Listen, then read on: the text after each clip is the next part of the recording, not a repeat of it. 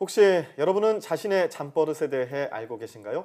이갈이, 코골이 등 다양한 수면 습관을 가볍게 생각하시는 분들 적지 않으실 것 같은데요. 네, 그런데 이런 증상이 심해진다면 신체에 악영향을 주는 질병으로 이어질 수 있다고 합니다. 오늘 닥터헬스 시간에는 수면 무호흡증에 대해 한림대 동탄성심병원 신경과 장민욱 교수와 함께 얘기 나눠보겠습니다. 어서 오세요. 네, 안녕하세요. 네. 잠든 사이에 본인도 모르게 이를 갈고 코를 네. 골고 하는데 네. 특히 이 코골이 왜 이런 증상이 나타나는 걸까요? 이게 코에서 소리가 나는 거라기보다는요. 예. 이 목젖 주변에 있는 목이 떨려서 나타나는 소리입니다. 아, 비만인 성인 남자 또는 아래턱이 작고 뒤로 처지거나 목이 좀 짧고 굵은 경우에 코를 고는 경우가 흔하게 있는데요. 네. 근데 앞서 말한 것과 같이 목젖 주위가 좁기 때문입니다. 20대 중반부터는 성장 호르몬 분비가 급격히 줄면서 살이 찌기 쉽기 때문에 코골이를 하는 비율이 증가하는 것입니다. 네. 여성보다는 남성이 코골이를 하는 비율이 좀 높고 코골이를 심하게 할수록 또 기대 수명이 낮아지기 때문에 결코 쉽게 볼 수 없는 질환입니다. 아. 네. 그런데 코골이가 심한 분들 중에는요, 간혹 일정 시간 숨을 멈추었다가 갑자기 컥 하면서 몰아쉬는 네. 그런 증상들 네네네. 있죠. 그렇죠. 이런 증상들 보이는 분들도 있더라고요. 맞습니다. 이건 어떤 증상인가요? 이게 앞서 제가 말씀드린 것처럼 기대 수명이 줄 수도 있다고도 했잖아요. 네. 사실은 의학적으로 가장 문제가 되는 것은 바로 이렇게 컥 하면서 숨을 안 쉬게 되는 수면 무호흡증이 동반된 경우입니다. 네. 수면 무호흡의 특징 중 하나인 무호흡은 수면 중에 실제로 숨을 멈추게 되는데 이 배우자가 걱정이 돼서 병원에 데리고 오는 경우가 흔합니다. 네네. 또는 환자가 수면 중 호흡이 곤란함을 느끼고 각성 반응을 보이기도 하는데요. 이 각성 반응으로 불면증을 호소하는 사람들도 있습니다. 이 무호흡이 발생되는 기전은 심한 코골이와 또 거친 숨소리가 동반되다가 무호흡으로 조용해진 다음에 갑자기 컥 하는 소리와 함께 호흡이 다시 시작되는 것이 바로 특징입니다. 네, 수면 무호흡에 대해 특징에 대해서 알려주셨는데 네. 이 코골이가 코를 골다가 수면 무호흡증으로 이렇게 발전되는 원인도 있을 것 같습니다. 맞습니다. 예. 목젖 주변에 있는 기도가 좁아지면서 단순히 떨리는 경우만 있다면 바로 코골이라고 하는 건데요. 예. 완전히 막히고 숨을 쉴 수 없는 상태가 되어버리는 것을 바로 수면 무호흡증이라고 할 수 있습니다. 이 수면 무호흡의 약 90% 이상을 차지하는 폐쇄성 수면 무호흡의 기전을 보면 수면 중에 상기도가 좁아지는 것이 원인인데요.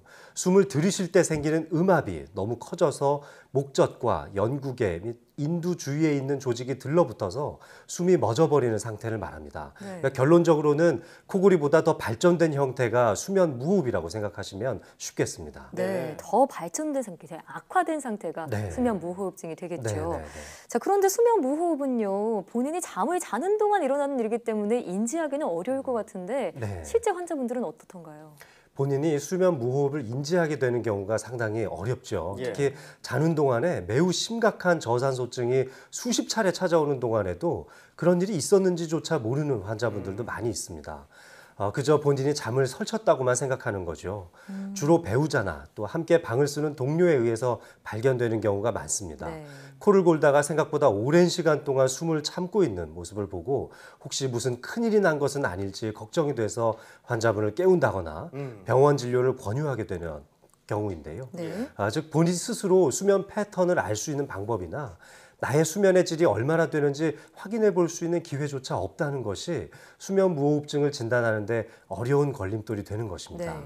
네. 이런 상태로 질병을 방치하다 보면 심폐계통의 합병증으로 고혈압, 부정맥, 심지어는 돌연사를 초래하기도 하는 위험성을 가지고 있습니다. 아이고, 네, 그렇군요. 그런데 이 자다가 본인이 코를 골아놓고 네. 자기 코 고는 소리에 깜짝 놀라서 깨놓고 옆에 사람한테 코 골았어 이러는 분들도 계시거든요. 그렇죠. 예, 이 코 고는 것 그리고 수면 무호흡증 어떤 증상들이 각각 여러 가지가 나타날 텐데 네. 어떤 것들로 자기가 코골이를 하고 있는지 수면 무호흡을 하고 있는지 판단할 수 있을까요? 네, 몇 가지 대표적인 증상을 화면으로 준비했는데요. 예. 네. 첫 번째로는 불면증을 얼마나 자주 겪는지 생각해 보시면 좋습니다. 수면 무호흡증에 시달리는 사람들은 잠에 잘 못 들거나 또 밤을 새는 경우가 많습니다. 두 번째로는 수면의 질이 떨어지기 때문에 잔 시간과는 무관하게 무기력증이나 나른함, 졸림증 등의 증상을 겪을 수가 있고요. 예. 아침에 일어났을 때 목이 아프거나 입안이 건조한지도 한번 생각해 보십시오. 네. 수면 무호흡증을 겪는 사람들은 자는 동안 지속적으로 코를 골기 때문에 결과적으로 아침에 일어났을 때 인후통 또는 구강 건조증을 겪기가 쉽습니다. 아침에 또 일어났을 때 두통을 겪는지도 한번 생각해 보십시오. 아침에 겪는 두통은 특히 수면 무호흡증에 시달리는 사람들이 겪는 흔한 증상 중에 하나입니다. 네. 마지막으로 수면 무호흡증을 겪는 사람들은 성격이 변덕스럽고 또 집중을 잘 하지 못하고요. 네. 건망증이 심한 편이기도 합니다. 만약 본인이 무언가를 잘 잊는 편이라면 수면 무호흡증을 겪고 있는 것은 아닐지 한번 생각해 보셔야 될 것 같습니다. 네, 아니 웃을 얘기가 아닌 게 네. 집중력이나 기억력에까지 영향을 미친다는 거는 뇌 손상을 일으킨다 이렇게 볼 수도 있을 것 같은데요. 네, 맞습니다. 어차피 무호흡이 되는 그 순간에는 산소의 공급이 원활하지 못하기 때문에 네. 뇌가 계속 저산소증에 빠진다는 거죠. 그렇군요. 네. 그만큼 빨리 발견해서 조기에 치료하는 게 중요할 텐데 당연합니다. 병원에서는 어떻게 진단을 내리고 치료를 하나요? 병원에 내원하신 분들에게 대표적으로 하는 검사 방법이 바로 수면 다원 검사라는 것이 있는데요. 네. 사진을 찍는 것처럼 잠을 찍어보는 것이라고 생각하면 됩니다. 아, 자는 동안에 피검자에 여러 가지 신체 변화를 측정해서 수면 질환의 여부를 살펴보고 또 그 형태나 정도 등을 알아볼 수 있습니다. 네. 뇌파를 찍어서 잠이 들었는지 또 잠이 얼마나 깊은지 수면 단계는 어떤지를 파악할 수 있고요. 또 심전도라든지 근전도 같은 것들을 측정하는 장치를 이용해서 심장의 전기적인 흐름을 측정하는 방법도 포함되고 있습니다. 네. 이 수면 무호흡증을 진단받았다면은 폐쇄를 일으키는 부위를 물리적으로 넓히는 수술적 치료를 진행할 수도 있고요. 네. 또 비수술적 치료로는 증상이 경미한 경우에는 체중 감소나 또 규칙적인 운동으로 어느 정도 줄여볼 수도 있겠습니다. 그렇군요. 맞아요. 약물 치료로 여러 가지 종류의 항우울제가 쓰이기도 합니다. 네. 또 기구요법으로는 구강 내 잔치나 양압기를 착용해서 치료하는 방법이 최근 곽광을 받고 있습니다.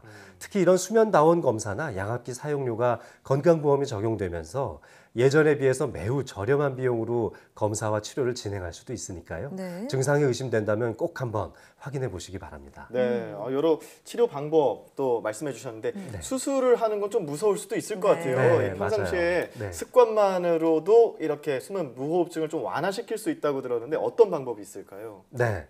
평소에 수면을 취할 때 베개를 너무 높지 않은 것을 뱉는 게 좋고요. 또 옆으로 누운 자세도 상당히 도움이 됩니다.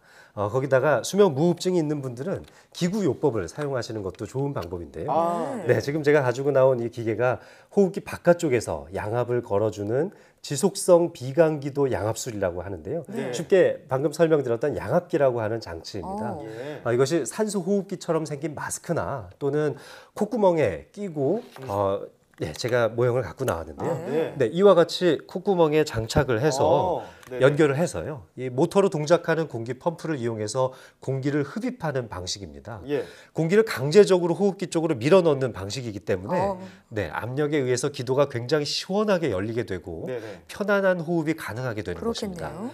바로 이런 방법들이 수술적 치료에 비해서 효과가 매우 좋을 수 있는 만큼 적절한 검사를 해보시고 네. 꼭 이용해 보시기를 추천드립니다. 네. 해볼 수 있겠는 게 네. 7월부터 건강보험이 적용되면서 뭐 다원 검사도 그렇고 양압기 치료도 비용이 많이 저렴해졌다고요? 맞습니다. 네, 양압기 치료는 어느 정도의 비용을 받으시나요? 지금 양압기를 대여하는 비용은 월간 한 15,000원 정도의 비용이면 가능하니까요. 네. 이 고가의 장비를 아주 저렴하게 사용하실 수 있습니다. 그렇네요. 예. 또 알아보니까 수면 다원 검사도요 비용이 한 10만 원대로 대폭 많이 줄었다고 낮아졌죠. 하더라고요. 네네. 그러니까 의심되시는 분들은요 꼭 진단을 받아보시는 게 좋겠습니다. 네. 자, 지금까지 한림대 동탄성심병원 신경과 장민욱 교수와 함께 얘기 나눠봤습니다.